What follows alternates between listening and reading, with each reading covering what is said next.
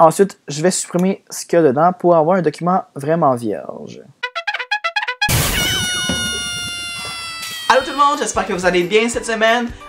Cette semaine sur ma page Instagram, je vous ai posé une question sur quelle vidéo vous vouliez voir et vous m'avez tous répondu, la majorité, que vous vouliez savoir c'était quoi mon processus de création pour un document et comment je faisais. Je me posais la question si je devais faire une vidéo comme ça ou pas. Vous étiez plusieurs à m'avoir écrit sur ma page au cours des années pour savoir quel programme j'utilise, comment je fais pour créer des documents, etc. Donc aujourd'hui, je vais vous montrer ça en vidéo. Soyez attentifs par contre parce que mes programmes sur mon ordinateur sont en anglais, donc vous allez devoir faire la traduction en me suivant étape par étape. Sinon, ben ça va être assez simple, vous allez voir, c'est beaucoup plus simple qu'on peut penser, puis c'est beaucoup plus facile que ce que ça a l'air de créer des documents. Fait que j'espère que cette vidéo-là va vous être utile, puis que vous allez pouvoir commencer à créer plein de documents, puis qu'on va être beaucoup à partager des merveilleux documents pédagogiques pour nos élèves. Allons-y maintenant. Commençons par ouvrir PowerPoint. Là, vous voyez mon beau fond d'écran de Bali. Donc, on va commencer par ouvrir PowerPoint. J'utilise PowerPoint parce que c'est un programme beaucoup plus flexible que Word. Il y en a beaucoup qui m'avaient écrit et me demandaient c'est quoi tes trucs avec Word, comment tu fais avec Word. Moi, j'utilise jamais Word pour aucun document. Word, je trouve ça trop difficile, je trouve ça trop rigide comme programme. Tu bouges une image, tout le reste du document bouge. J'utilise PowerPoint pour cette raison-là. C'est beaucoup plus facile à utiliser. Je l'enregistre en format PowerPoint et ensuite je l'enregistre en format PDF. Comme ça me crée un beau document que je peux utiliser et imprimer. J'y vais avec une présentation vierge, tout simplement. Première étape que je fais, je vais dans Fichier et je vais modifier l'orientation de la page. Je vais choisir papier lettres. Et là, étant donné que je vais vous montrer comment que je crée par exemple des cartes à tâches, je vais les laisser dans ce sens-là.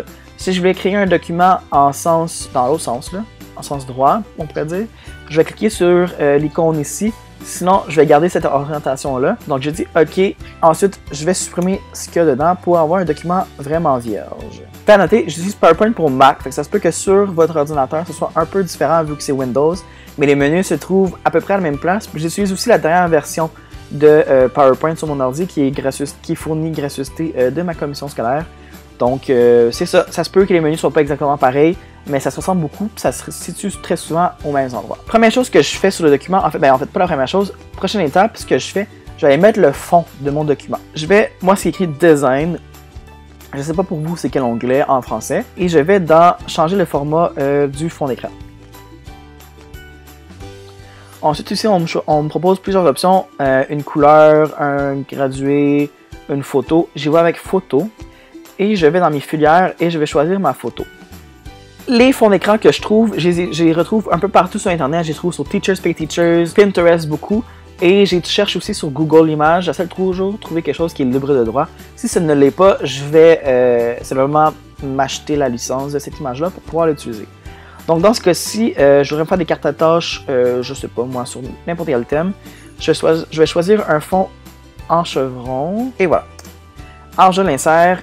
C'est mis et je fais appliquer à tous. Ça c'est important parce que maintenant, chaque fois que je vais faire une nouvelle diapositive, le fond d'écran va suivre.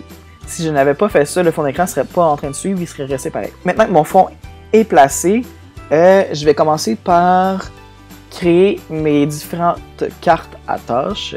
Sur une page, moi je suis capable d'en rentrer 4 de taille suffisante. Vous pouvez en mettre plus, vous pouvez en mettre moins si vous voulez, mais moi je trouve que 4 c'est la grandeur parfaite. Comment je fonctionne? J'utilise les Word Art pour ça. Je vais simplement avec le noir de base. Ensuite, je viens choisir ma police d'écriture. Celle que j'utilise pour faire les cartes au fond, une espèce de cadre, c'est des KG fontes. J'efface celle que je n'ai pas besoin. Et j'en garde simplement une. Et là, celle-là, je vais la grossir beaucoup. Je l'ai mis en tête 344, c'est la grandeur qui fonctionne. Je vais déplacer ça dans un coin. Et voilà, j'ai ma première carte à tâche. Pour m'aider avec ça, je vais aussi ajouter des guides. Comme ça divise mon document en 4 et j'ai une meilleure idée de comment placer mes cadres. Pour plus de précision, j'utilise aussi les flèches de mon clavier. Ça me permet d'être plus précis que ma souris. Bon, mon premier cadre est placé. Je viens placer mon deuxième. Ce qui est le fun avec PowerPoint, c'est que quand tu places les choses, il va les aligner automatiquement avec les autres à côté. Puis là, avec un peu de précision, je vais venir placer ça bien au centre. Et voilà. On en fait un autre.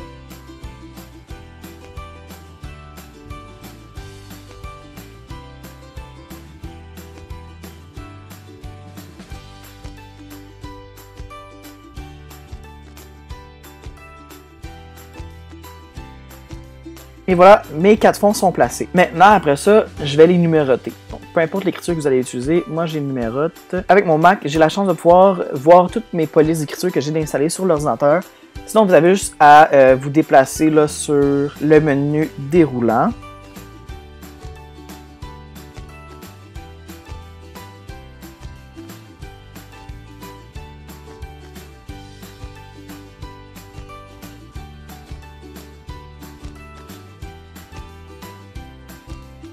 Donc, j'ai été avec la police KG Royals pour celle-là.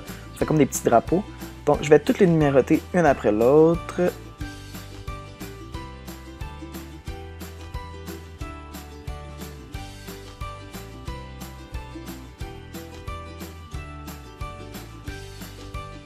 Et voilà, elles sont toutes numérotées.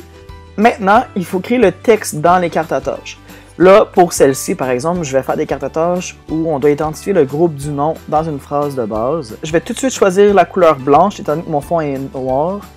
Ça serait dommage d'écrire en noir, je verrai pas ce que j'écris. Alors, je vais y aller. On va commencer avec une phrase aussi simple que les pommes. Maintenant, je vais choisir ma police d'écriture.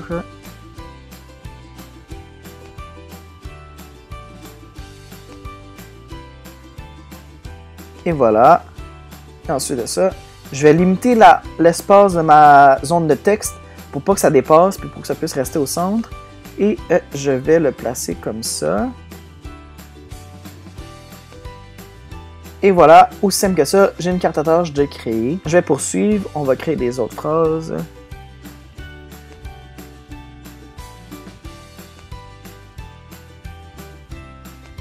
Et voilà, j'aurais créé mes 4 premières cartes à tâches. Après ça, si on veut rendre ça plus joli, on peut aller fouiller dans nos images.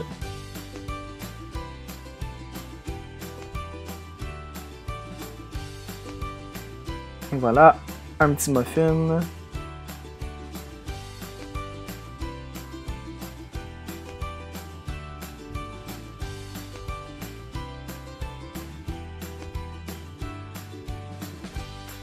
Et voilà, mes 4 premières cartes seraient terminées pour celle-ci. Et là, je pourrais continuer pour en créer d'autres. Donc ça, c'est pour faire des cartes. Après ça, si j'avais voulu continuer à faire des cartes, j'aurais été créer le corriger, etc. C'est comme ça que je crée mes documents. J'écris avec PowerPoint. C'est pas plus compliqué que ça. Je trouve mes images en ligne, je les pose, j'utilise la fonction WordArt.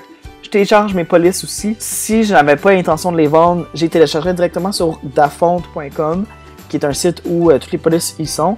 Étant donné que moi j'ai l'intention de vendre mes documents, je dois me procurer les licences, fait que je les achète sur les sites, les boutiques Teachers Pis Teachers des créatrices directement qui me donnent accès de pouvoir revendre les documents en utilisant leur police d'écriture.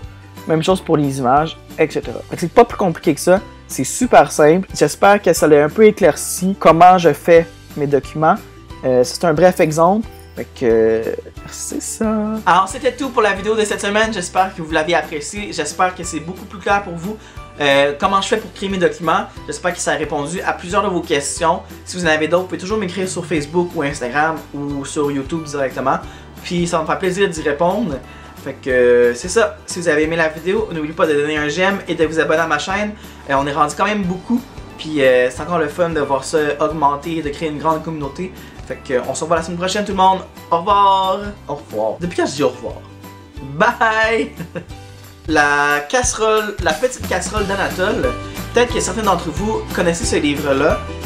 C'est écrit par Isabelle Carrier.